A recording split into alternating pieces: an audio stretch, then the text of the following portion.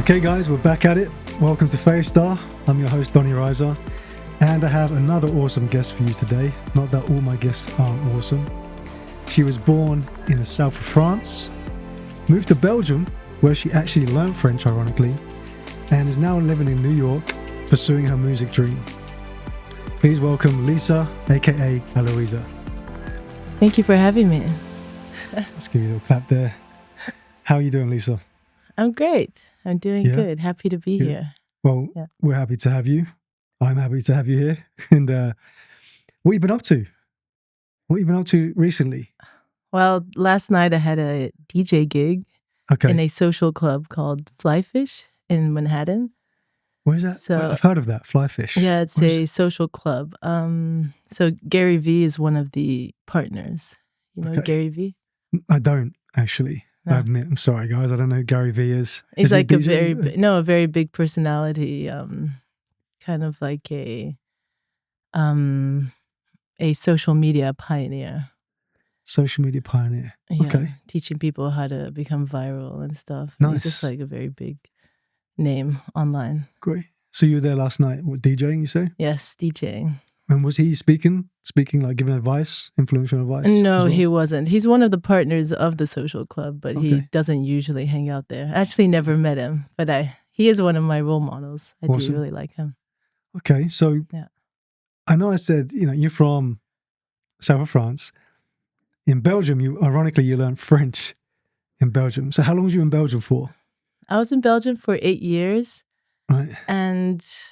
But I grew up all over the world in 15 different countries. 15 different countries? Yeah, my parents are missionaries. Oh, okay. Yeah. Okay, yes, we're going to talk about some of that, right? Yes. Today, I hope we're going to talk about. Of course we are. Okay. So because they're missionary, you got to travel a lot. Yes. They're missionaries, but kind of part of a cult. Okay. Yes. Should we go straight into it? I think we should just go straight into it. Like, I was going to kind of say that. But they're a part of a cult. So, okay. Yep, so where do we start from with that? Well, the cult is called the Family International. And the founder's name was David Brent Berg. He was Jewish, actually. Right. Yeah, so he had some Jewish practices in there. Right. Okay. So what made you, what is this a well-known thing in terms of it being a cult, you say? What were the reasons for this particular religion, should we say, being a cult? Yeah, so it was founded by David, the Jew, and it started in the moment of the hippie era in California. Which was the 60s, 70s? Yeah, maybe around there. Okay. Yeah, and he ended up so he ended up gathering all these hippies that wanted like peace and love and no war, and he brought God into the story, but it was still very like hippie-ish. And then he kind of traveled around with these hippies, like preaching the word of God in different states, and it just grew over time and became the Children of God. Interesting. I've never heard of it. Yeah, never heard of it. So did you attend services yourself and stuff like that? Did you have to attend practice? Yeah, so my mom was born... No, sorry, not my mom. I was born into it. My mom was also a hippie at that time, and she joined, like, I think she was in her 20s. Yeah. Okay. So, and then did they still today? Was that something that... No, they're not doing it anymore. They left. They left about like 5 years ago. Yeah, they're doing their own thing now, my parents, but they're no longer part of the cult. Yeah, but it's still kind of going on, but it's not as radical as it used to be. I see. So maybe more people are experiencing similar things that your family did. Yeah, and there was a lot of bad publicity as well about the cult. You can see like different documentaries online. Yeah, so they got a lot of bad PR. Right. Because I know, like, for me, example, we can read things online, right? And sometimes we know there's a lot of stuff online that isn't true, but you've experienced things yourself, so it's different. You can actually explain yourself of your experiences, right? Stuff like that. Yeah. But it's usually like everything that you hear online tends to Is it? be Okay. pretty true. But everyone in that organization had different experiences. So I not see. every experience was bad, but there was definitely some things that happened. Like in every organization, there's always going to be something that's off. Just because it involves humans, right? There's always humans that are involved in organizations, in religions, and of course, being as humans, we tend to do humane things, some inhumane, unfortunately. Yes. But so that was 8 years you were in Belgium. Yeah, but I already had left the cult at that time. I You left left it? when I was living in Costa Rica. I was 18 years old, All right. and I had the dream of doing music. I knew already from a young age that I wasn't going to be part of this. Because when you're born into something, you don't necessarily feel that passion like your parents do. You have your own ideas, That's you right. have your own dreams, and my dream was always to be a singer and a model as well. One of my role models was Whitney Houston. Yeah, I think most people's, even as a guy, she was a role model, And I for me. actually realized we were born on the same day, August 9th. And I found that out like a while ago. Yeah. But she was my role model for a long time. And the thing is, we weren't allowed to listen to music Really? that was not created by the cult. So I didn't even know, for example, who Michael Jackson was until I was 21 years old. But but I knew a few artists because my grandparents, when I was about 9 years old, they gave me a little old Walkman, where you can listen to the radio and even record songs I'm on older it. than you think. Yeah, I definitely know what Walkman is. And so we would secretly listen to the radio when we were growing up, but it was, on rare occasions. So we didn't know all the artists, but it was a treat to listen to music created by the secular world. So you're like in your room, hiding under the cover, listening to this music. And we would get in trouble if Really? we were found out. Yeah. It's funny because you say your parents were in the hippie area as well, right? So before that experience with the organization, they were probably listening to all these different kind of artists, right? Jimi Hendrix and Eric Clapton, and all that taking stuff. drugs and doing all of that. But it starts off, the cult started off as very like peace, love, and very open and without any rules. But then as it progressed, people started to get pregnant. There had to be more structure, and so little by little there were like a lot of rules being integrated, where then we couldn't make friends with the people outside. It became very close, That's when you like kind no of see. TV, no radio. We're only allowed to watch like one movie a week, and it had to be from like a very short list of movies, like very innocent ones that had good morals. For example, like we couldn't watch Hercules or Harry Potter or anything that had witchcraft or those kind of things. And usually in the middle of the movie and after the movie, we would have like a little powwow moment where we would talk about what we learned in the movie. So it was more of like Reflection. a learning experience. But there was definitely no TV, no radio, and even no books. Like only whatever the cult created. That's all we were allowed to consume. So this almost dictated your life outside of the organization, basically because of your, parents were in it. Therefore, you as a child, of course, you're going to follow and be obedient to your parents. Yeah, we're forced into it. So then it kind of, would you say you were raised or had a life of seclusion? Like you were, what's the name I'm thinking of? Is it when a child is isolated? Isolated. There's another word I'm looking for. I can't remember it for the love. Shut off. From the world, basically. We were very shut off, and that was for the duration of quite many years. Yeah, about like 18 years. But 18 years. Yeah, because I left when I was 18, so it was. Wow, that's a long time.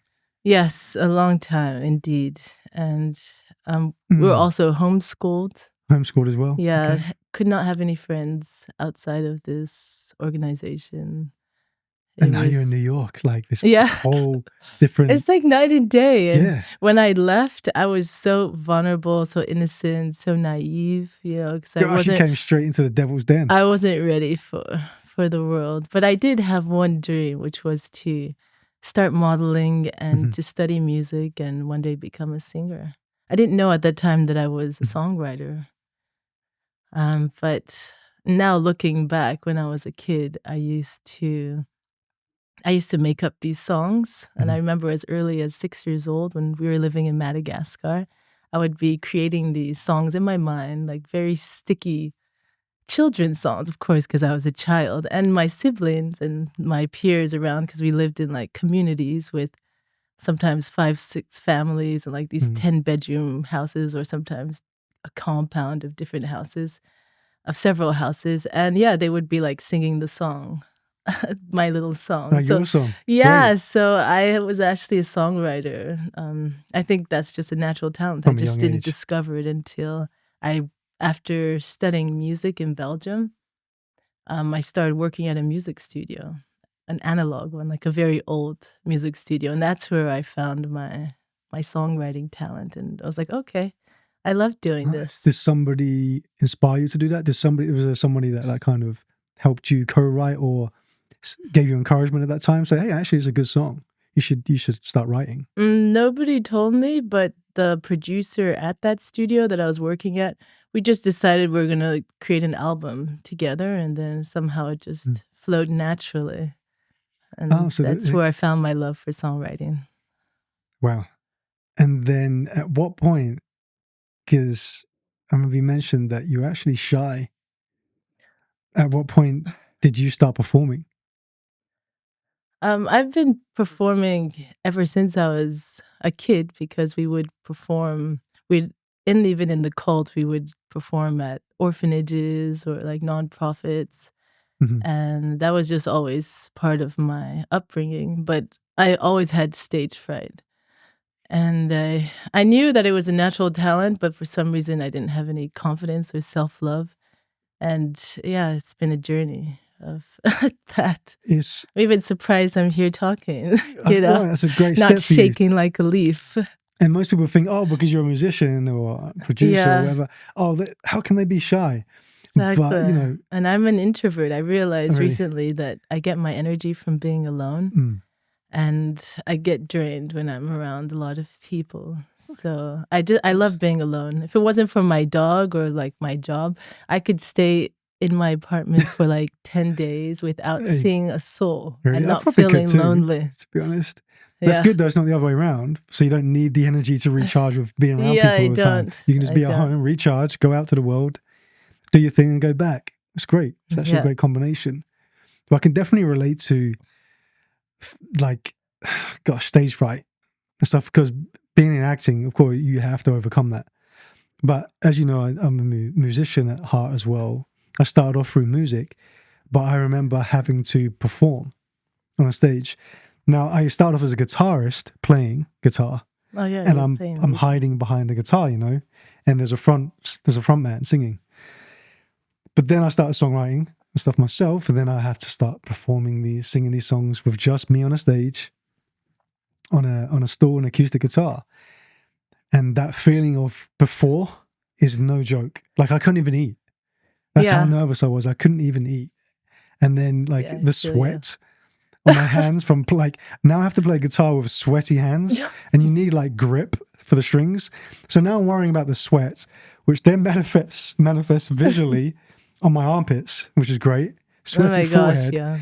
And then your voice is it affects your voice of the people nerves. Hear it. Yeah, people hear it in your voice when you're nervous. And every time I would perform on stage singing, because it's not like you can hide it necessarily. Let's say if you're a piano player, I play some piano, but if you're a piano player, you can kind of still play, and you might miss a few notes, but nobody really hears that you're necessarily nervous. But as a singer, you hear it immediately if their voice is a little bit strained or quivering. It is so noticeable, and especially if it's your own song where you're writing, now you're vulnerable because it's your feelings. So I think most songwriters do. You're writing stuff about your experiences and Yeah, your journey. I write about other people mainly. Yes, there you I've go. never fallen in love yet. So, but my songwriting, it kind of like, it's the longing of wanting to be loved. And Nice. yeah, but and I Which, listen to my friends' stories, and I love listening to, and they've been falling in love like over and over again. Even my sister, she falls in love quite often, at least in the past. And it helped me to write, but it was never really my own experience. Only recently, like this year, I've been writing more about my experiences. right. But if not, it would be usually my friends, the people around me. Yeah, I mean, whichever works for you, right? Yeah. And that's really refreshing, actually. I haven't heard of people just focusing on writing on other people's experiences. But there's no limitations to creativity, right? Yeah, there is. In the arts, there's no limitations. I've never had writer's block except during COVID. Oh, did you? COVID-19, yeah, I was like, that's it. And I'm a Leo, and if someone like tries to put me in a cage like they did in COVID, like you're not allowed to go out, supposed to wear the mask and all of that, like I'm gonna do the opposite. And I went from like loving to be at home alone to couldn't even stand to be at home alone for 1 second. Yeah. Good transition there. And even like when I was in Belgium during COVID, like during the rougher months of COVID, like in the very beginning when they put a lot of rules, Belgium was really bad. Like you couldn't even go and visit somebody after 10 p.m. The police would like stop the Uber or the taxis and make sure that you're going home. If you're going somewhere else to your boyfriends or whatever, like they would fine you $250. You kidding me? They're patrolling the streets. So during that time, like I actually luckily had a friend who played golf, and the golf courts were the only thing that was open during that time. Because I used to dance like many hours a week at that time, and my dance school was closed. And so I just had to find another way to get out. And I picked up golf. So I was playing a lot of golf during that time. Do? And drinking a lot of alcohol and not doing music at all. Yeah, it was like the end of the world vibes of like, you want me to do this? Fine, I'm going to do the opposite. And that's just how I roll, I guess.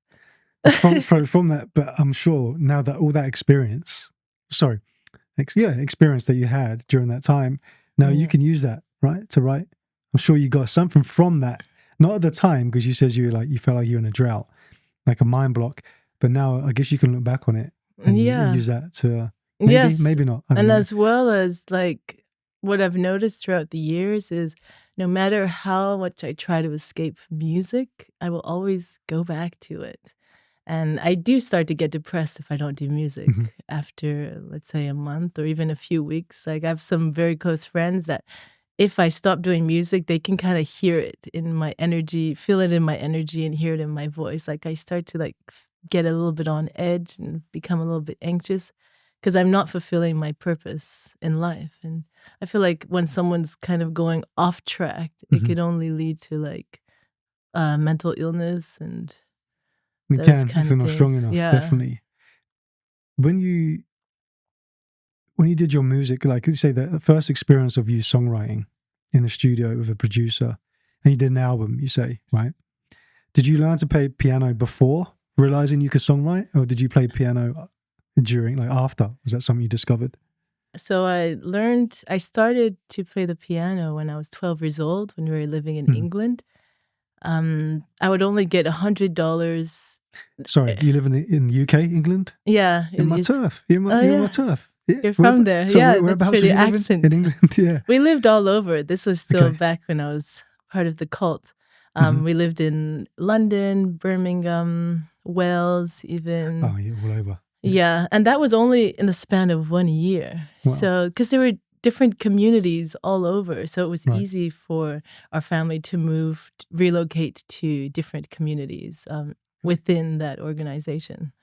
Gotcha. So, I mean, it seemed normal at the time, but like looking back on it, it does put a lot of strain and probably some childhood traumas because you're making friends in that home that you're living with, and you're living with your friends because we had no friends outside of the bubble. And so when we're moving to another home or another country, we would have to, say goodbye to our friends and make new friends every single time.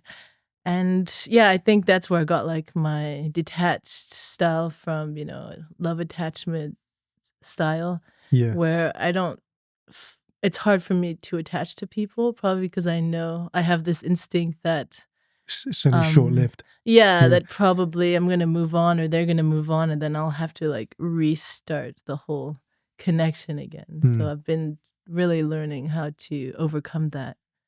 Yeah, I think that would take some time. But I know, sorry, I switched off to England there. But that's where Yeah. you learned the piano, is what you were saying? Oh yeah, sorry. That's my fault. 'Cause I went No, off it's left. You're going we right. have so much to talk about, Yeah. It's hard to cover it all. But so my grandmother, the only pocket money I would ever get when I was a kid was my grandmother on my birthday would send me 100 euros. And with that money, we were allowed to spend it on whatever we wanted. So when I was 12 years old, when we were living in England, I used that money to buy a piano, a keyboard. Nice. It was a Yamaha, and it was great. And I learned all the little songs on the keyboard. I was on that keyboard like whenever I could, whenever I had a moment, I was like obsessed with it. So I taught myself how to play the piano. Of course, my parents had no money get to give me lessons or any of that. So, but I feel like if you want to do something, like you just do it, and you just Try learn and how make to fun do of it, it. make it happen, right? That's okay. So then you got the keyboard in London, Yeah. and then from there you just started learning. Started Naturally. learning, but around that time, even just before I got the keyboard, I picked up the guitar and my mom taught me a few chords on the guitar. And in the family international, the cult, it was very known for everybody to play the guitar. So if you didn't play the guitar, you would be like the outlier. The outcast of the cult. Yeah. All right. There- That's interesting to know. And the name Alowiza, Oh yeah. I mean, I'm guessing the Isa sounds like Lisa, which is your name. But please explain. Yes. Does it come inspired from somewhere? Or it's Yes, I have actually a story that comes with that name, Okay. Alowiza. So when I was in Belgium, this was kind of after I finished studying in a jazz school, in Antwerp, and it was around the time, it was just after the time I was working at the studio, but I was trying to find myself as an artist, and at this point I already knew that I loved writing songs and that I wanted to pursue songwriting and singing, but I didn't have a name, my name is Lisa. And I was like, okay, how can I like make Lisa, sound cool? Because Lisa is just a very common name. And so I was thinking, okay, maybe Lisa Dub, Lisa Deb, because it kind of goes with my last name, but it doesn't sound great. And so for a whole year, I was searching different names. And really at the end of that year, I didn't do any meditation or praying or asking the universe, but it was just something that was constantly in my mind. And one day I just saw a revelation from the sky. And this only happened twice in my life where I see like the letters of something floating in the sky. Like you're awake? Yeah, I'm awake. It's like in the middle of the day and I Yeah. just see this, and I saw Alowiza, just exactly written how it was. Wow. Yeah, so it's 2 words, Alo and then Wiza. And I just saw it and instantly I knew this is gonna be my name. And I wasn't even a DJ at that time. This was my artist name as a singer-songwriter. And the Okay. only other time that I saw a revelation like this was during COVID when I moved to New York and I was completely lost. Remember I told you I picked up golf in Belgium and then I moved to New York. Still during COVID, and I still had no inspiration. I wasn't doing music, but I was starting to feel at this time that, that I had to go back to music because I was starting to feel really bad. Yeah. And so I ended up meditating every day for 10 minutes in the morning, asking God, like, so what my purpose is. And I knew, of course, it was something in the music, but I was like, I didn't feel like taking my piano and like performing live in piano bars and stuff at this time, but I did want to find a way to do music. And so after the 30th day of meditation, of asking the universe, I saw DJ just ascending from the sky. Really, like as big as the Alowiza vision in the middle of the day. And instantly I knew that that's what I was gonna do.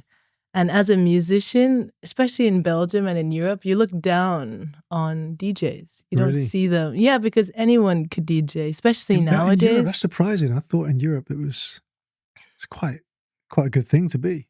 I thought, but anyway. No, so it is a upon, great thing to be, but when you're a musician and you know how to play instruments, which takes years of mastery, I learned how to DJ in 2 months, and I was already started playing in clubs like in 3 months. So not on the actual decks, not on like turntables. You had the like the DJ controls. It wasn't like not like vinyls. No, definitely not vinyls. That's how old I am. I was back in the day of the vinyls, but yeah, you're talking about the I can't remember the brand. Pioneer. Pioneer, that's it. Yeah, Pioneer DJs. No sponsors going on here, but yeah, Pioneer DJs. Okay. Yeah, and instantly I was like, because my goal is when I started DJing is to create music and also play my songs to people that way, you know. And I was also thinking to do a live singing DJ show. And I haven't done it yet. I did dabble a little bit inside of it, but I haven't really tapped into that source yet. Because if I do that, I want it to be with my own original songs. Right, perform with your own songs. And I would like to do that in festivals, like, and now that I'm a producer as well, and it's really for like that festival vibe. I think that if I were to start touring in festivals, I would sing live while I'm DJing, and probably add like other musicians because I love like the live sound as well. You know, let me know. Yeah, let me know. Yeah, unless someone plays a guitar.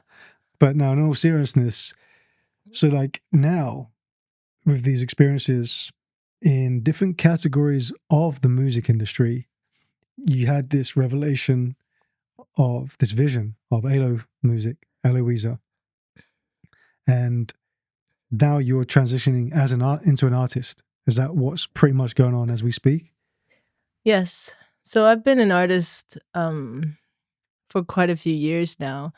Sometimes I drift away from it, but I always come back to it. Like during COVID, when I lost myself, I ended up opening a tea shop online, and it grew my Instagram page to like 80,000 followers. You know, I was sharing my little recipes and stuff. Oh, and really? I was tea. and I created my own little tea brands because I'm an entrepreneur. I love creating things, and I can never not do anything, you know. So even if I move away from music at one point, I still have to build something. Still if not creating something else. Yeah, I can never. I'm a workaholic. So you're one of those ones. Yeah, I work like 14-hour days. Even now doing music production, I could work for like 10 hours straight, and like the time just flies by because I'm doing what I love. And yeah, so going back to the tea thing, when I built that tea brand and all of that, and I realized, okay, if I can do this with tea, which I like, but I don't love, you know, it doesn't make my heart sing. Like when I create a song, sometimes I have a little tear in my eye, you know, or I get goosebumps, or these feelings are just, you can't compare it to anything else. So when I built that tea brand, I was like, if I can do this with something I like, let me just go back to my music, which just makes me fly into the heavens and makes my heart sing. So I completely quit that 100% and just went back into music. All in, did the DJing, and now I'm on my new music production journey, as well as I do want to start singing live. So I'm about to launch a duo with a pianist, and we're going to do the high-end social clubs. Yeah. They're going to play, you're going to sing? Are you going to play? Because you play as well. I do play, but I don't. It's an extra thing to worry about. Like this pianist that I'm working with now, like he has like such a great gift of playing the piano. Fair and enough. He just, I'm good. I'm okay at playing the piano, but like I'm not a pianist, you know. There's a difference. So you're going to get a residence gig somewhere, a regular spot? Yeah, so our goal is to, because I don't really resonate with clubs anymore as a DJ. So I am DJing at the social clubs, but when it comes to like these crazy party, you know, big clubs, like I don't really drink alcohol that much anymore, like only maybe a nice refined wine with dinner or maybe a nice cocktail, but I don't really drink, I don't take drugs. So I don't resonate with that crowd at all anymore.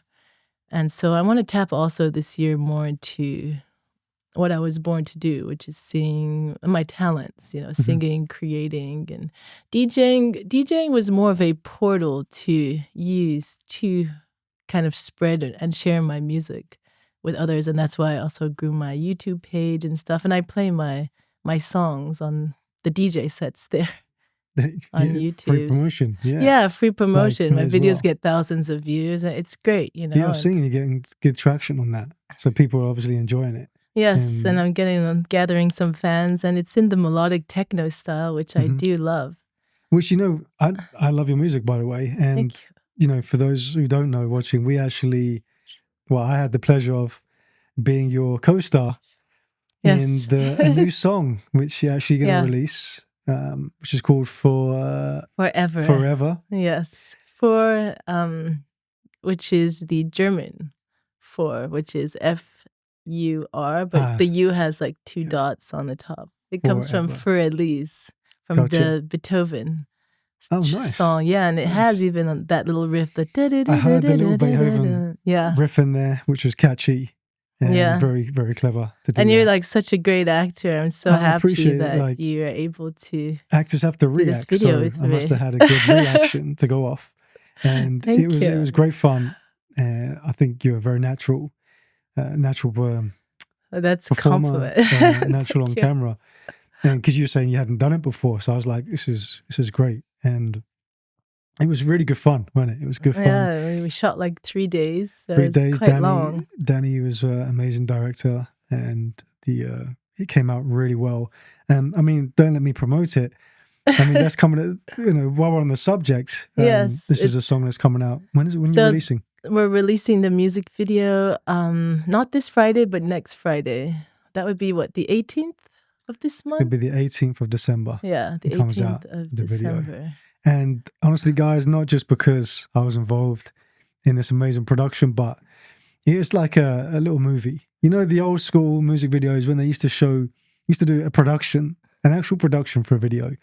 And it was a production. It's a proper production, and the song is very catchy.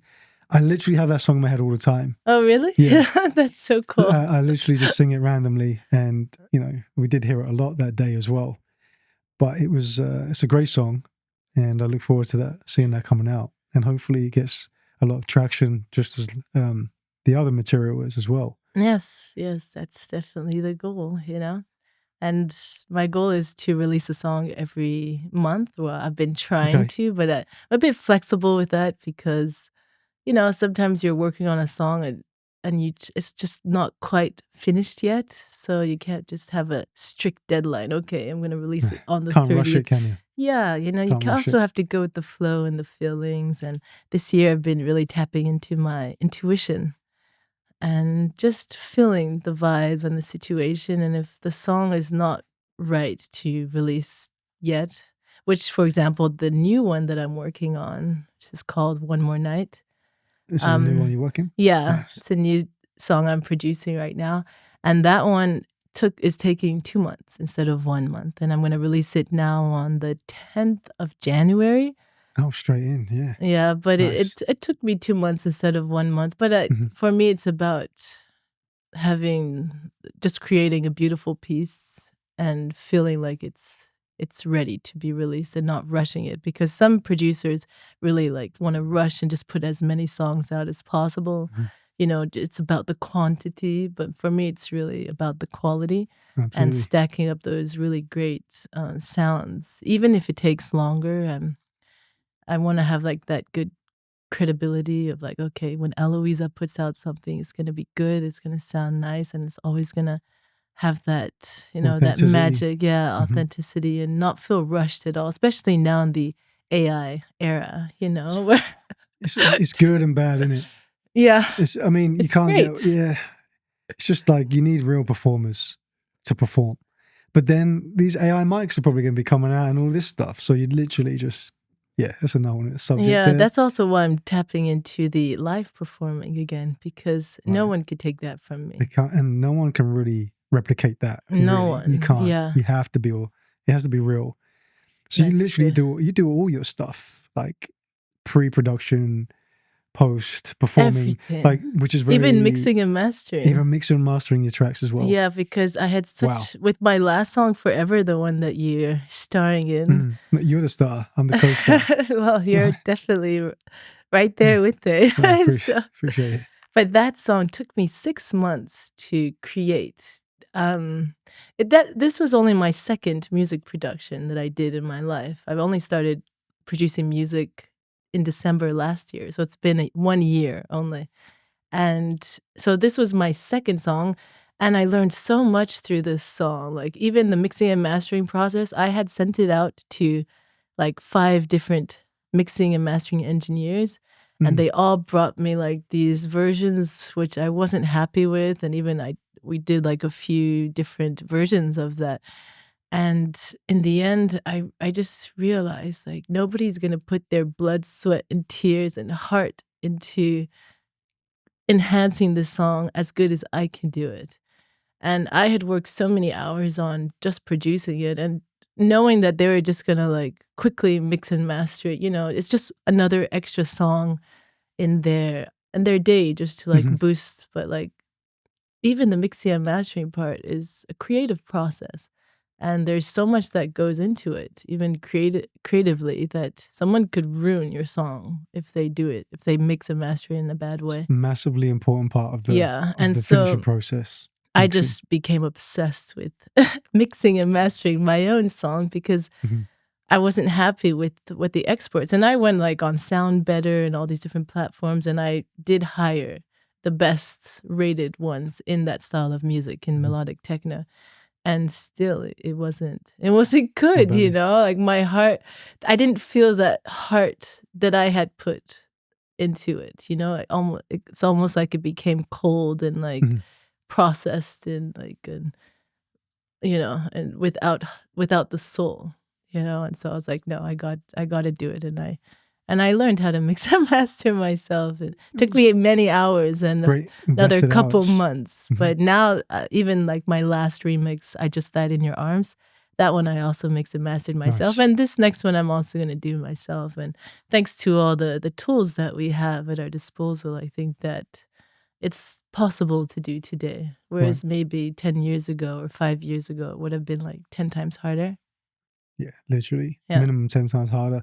And it's good that you've invested in that time to develop those skills as well, because they're available. But do we put the time in to actually develop and learn those skills to be able to have the assets to be a one-man band? Because we have to be able to do it all these days.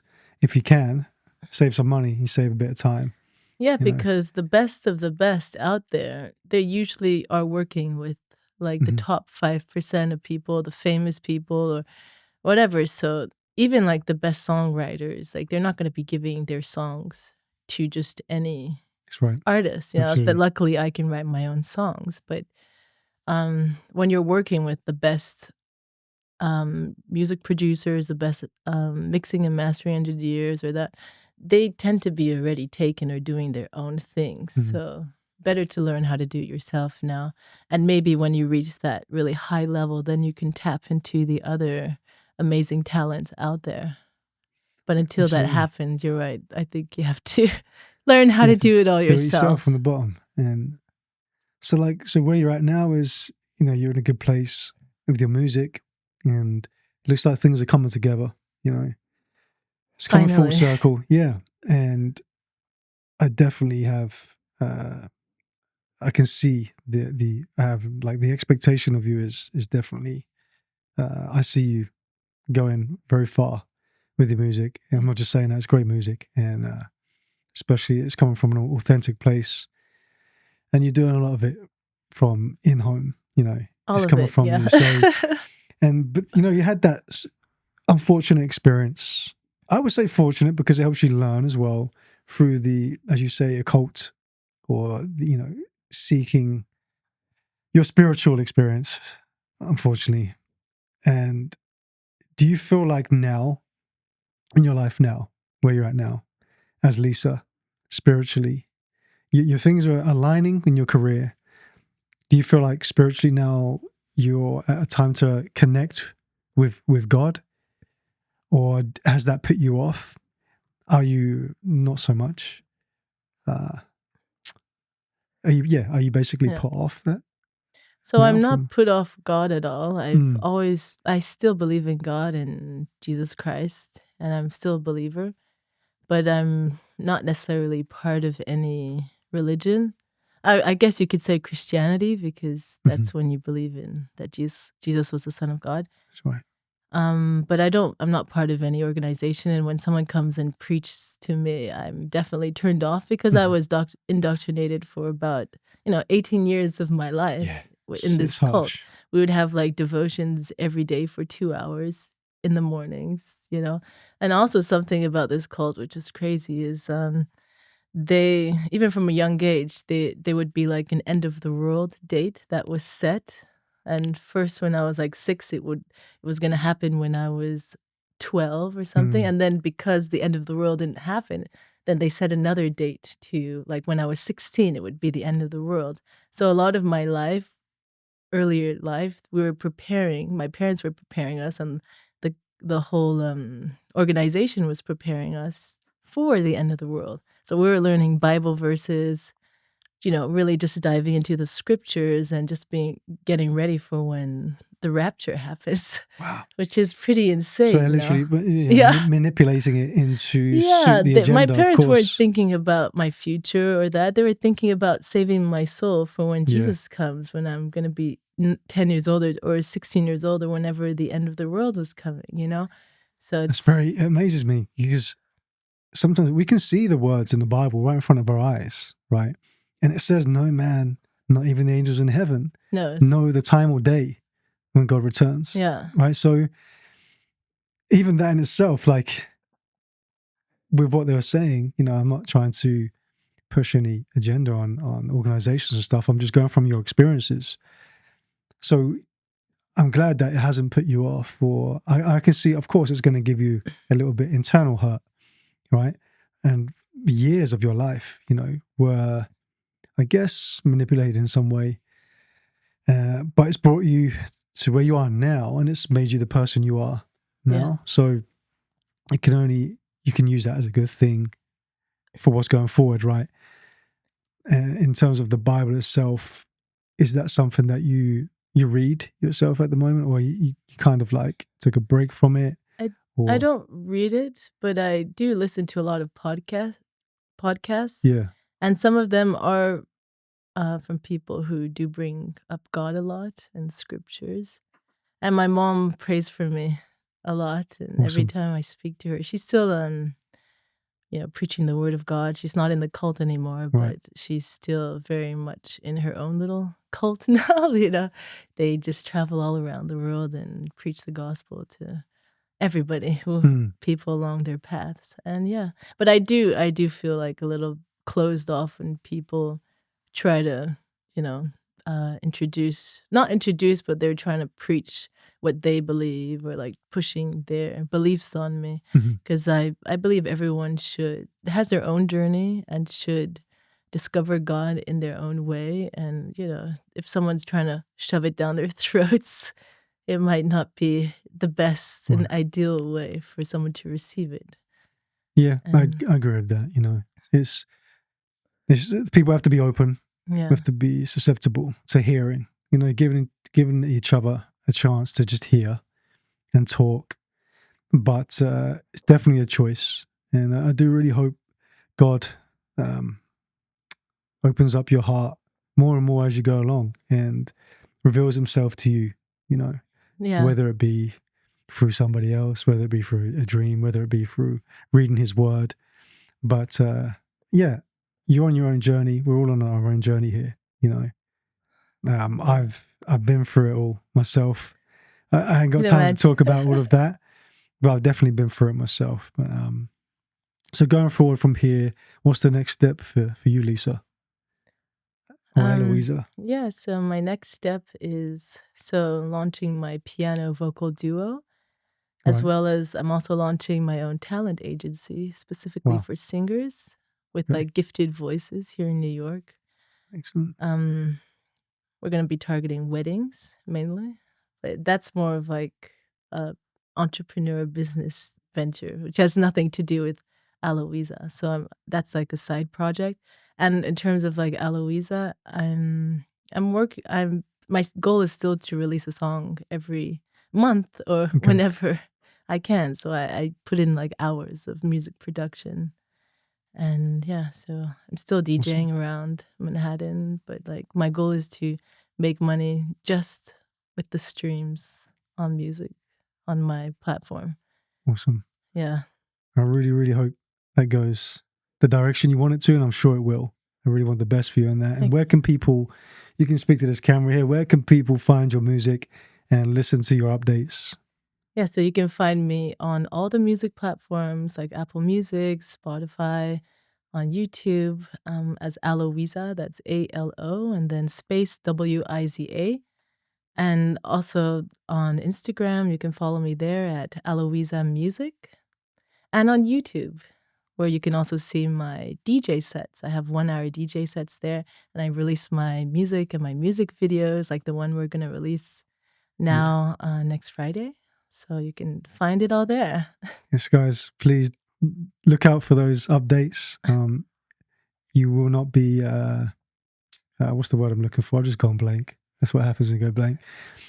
I just literally got blank. You would definitely enjoy it, shall we say.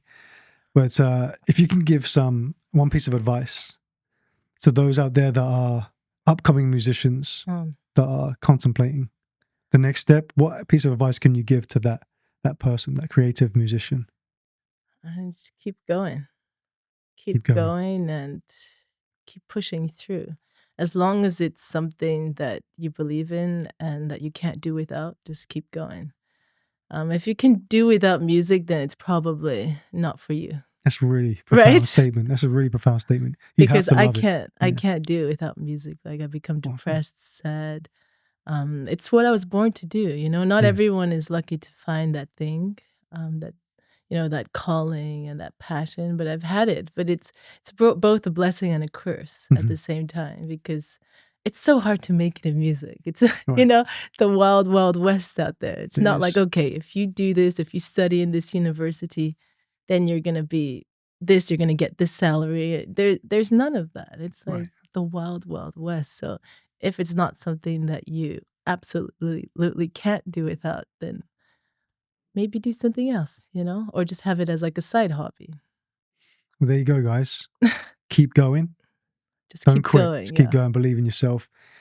Well, thank you for your time.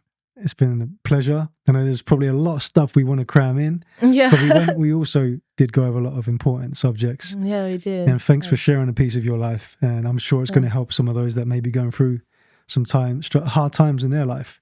Yeah. So I hope so. Thank you for coming on. And guys, please check out her music. I'll attach your handles in this description box.